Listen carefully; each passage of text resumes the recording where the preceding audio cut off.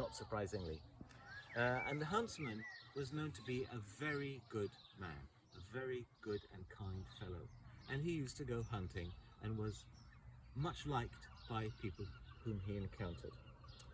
One day, as he was on his hunt, he came across an old lady. And she looked at him and she said, "Young man, you look very healthy and hale and hearty, but I am hungry.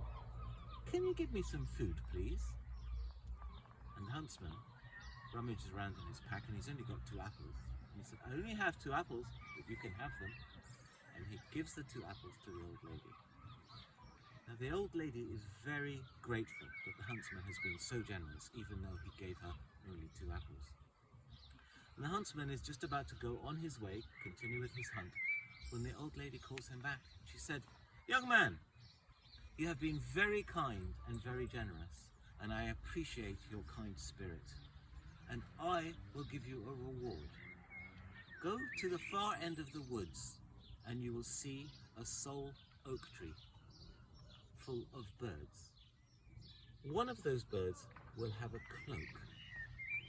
With your hunter's bow and arrow, shoot that bird, take the cloak and 1 feather.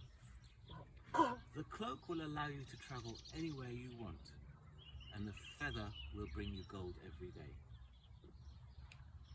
And so the huntsman thanked the old lady and continued on, came across that tree, and indeed it was full of birds, and indeed one of them did have a cloak.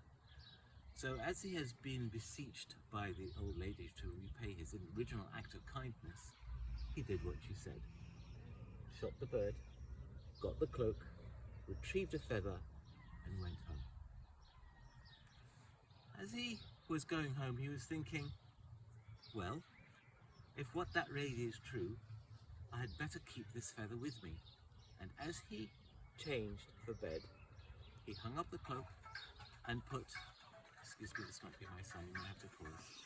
I don't know how to pause, so we'll just have to record the phone call. Hello? Hi, I'm storytelling. This is part of the story. Yeah. Yes, he is. Absolutely fine. Yep. Okay. So he tucked the feather into his nightshirt and fell asleep. Next morning, he wakes up, and indeed, under his pillow is a gold piece. And so he repeats this act that night, and the night after, and the night after. And before too long, he has a jar full of gold pieces. And he thinks to himself, I'm a rich man now. I don't need to hunt. I can go anywhere I want. I am going to travel. So he takes his cloak and his jar of gold pieces, and he goes through the forest, through the mountains, across the desert, enjoying and experiencing the world in any way that he wants. One day he comes across a large palace, and he thinks, I think I need a change from all this traveling I've been doing. And he knocks on the door.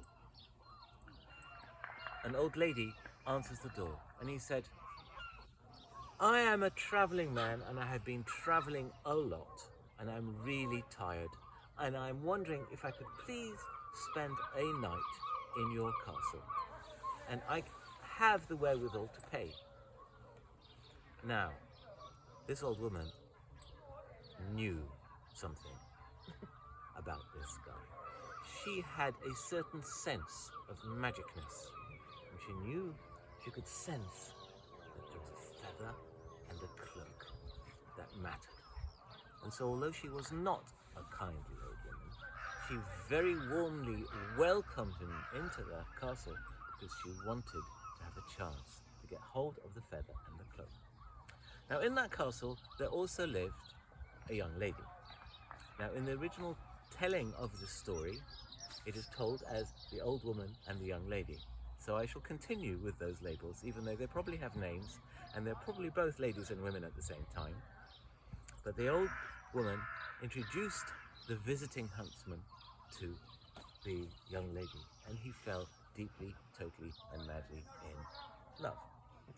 That didn't matter because as he stayed in the castle, he found that his feather was able to generate any amount of payment that the old woman wanted for him staying in the castle.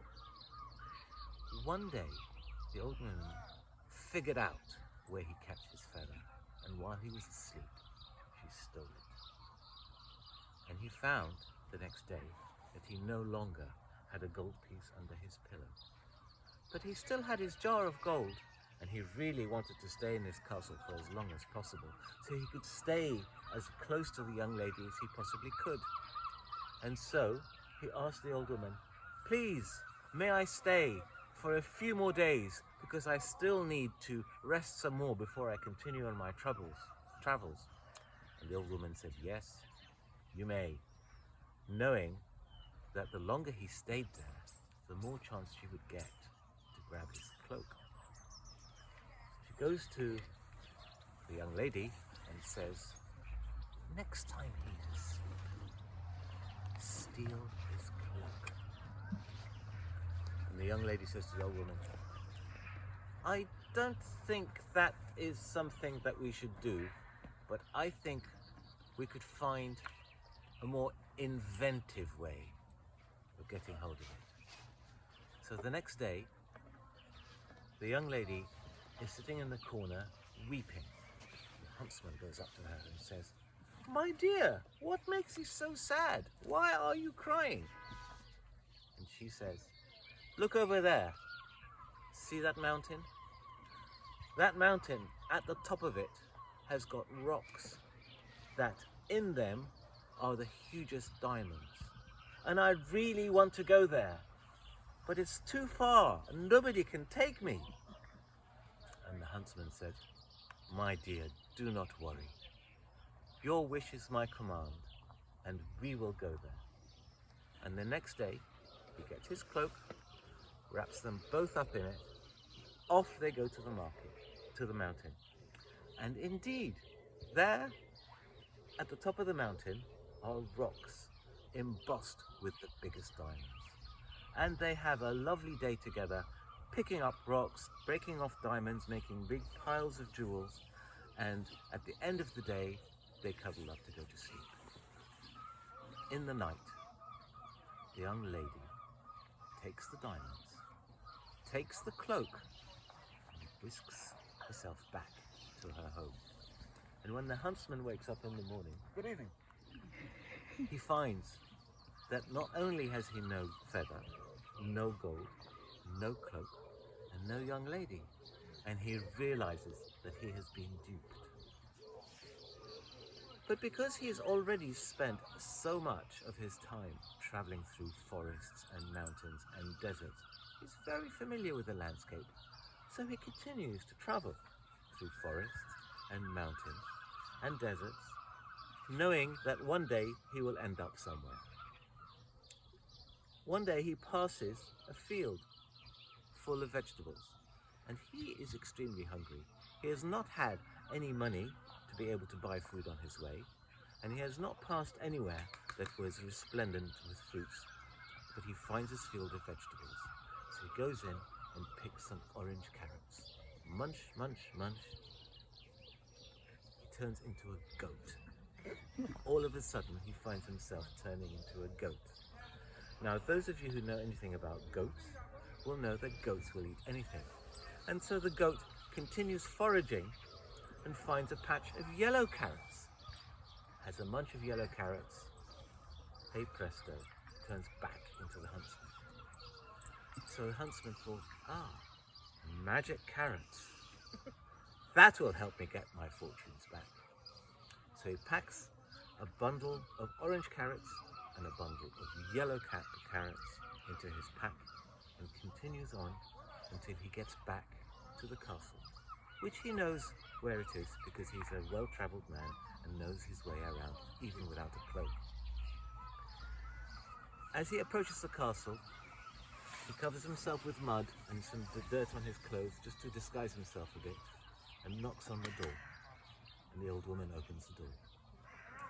And he says, I am a poor and tired farmer. I have been collecting special carrots for the king. But I am tired from my journey and I need a night's rest before I continue. May I stay? And the old woman, who, as we already know, is not a very kind and hospitable woman, thought that it would be quite nice to have a taste of the king's treat.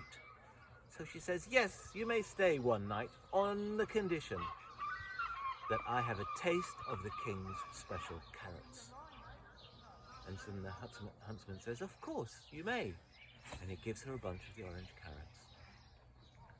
She eats some, she gives some to the young lady, and they both turn into goats, and Nanny and the kid. Now the huntsman decides that he's going to take up residence in the palace now. He's got his cloak back, he's got his feather back, and he doesn't need to go anywhere. And he gives the goats away to a local miller to take care of. After a few days, the miller comes back to him and he brings the kid. And he said, that big goat, yes, very good. But this little one is so miserable, I think it's going to shrivel up and die. I don't want to take care of it. So the huntsman says, leave it with me. And he feeds the young kid goat some yellow carrots. It turns into the beautiful young lady, and they lived happily.